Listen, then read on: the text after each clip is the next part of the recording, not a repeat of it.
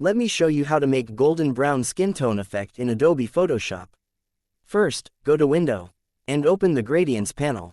Click on the three lines, and select the Legacy Gradients.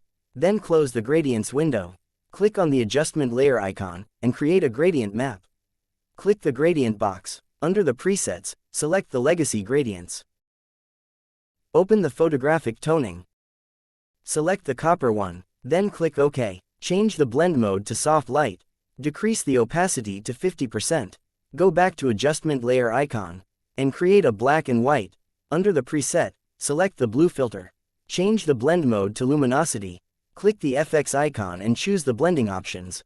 Hold the Alt key, then drag the white slider all the way to the left. Then click OK. Click on the Adjustment Layer icon, and create a selective color. Under the colors, select reds. I'll make the cyan, -60%, and the yellow, +40%. Select yellows. The cyan, -30%, and the yellow, -60%. Select neutrals. The black, +10%. Go back to Adjustment Layer icon, and create one more gradient map.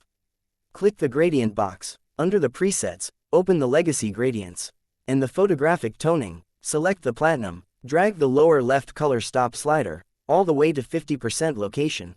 Then click OK, and close Properties window. Change the blend mode to luminosity. Click the FX icon and choose the blending options. Hold the Alt key, then drag the white slider all the way to the left.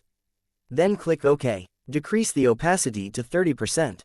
Select the four adjustments layers by holding down Shift key. Press Ctrl G to place them into a folder group. Click on the Mask button. Open your brush tool, click the foreground color, and make sure black, then click OK. Just paint on the eye, just like that. Be careful, don't paint on the outside. Then paint on the lips.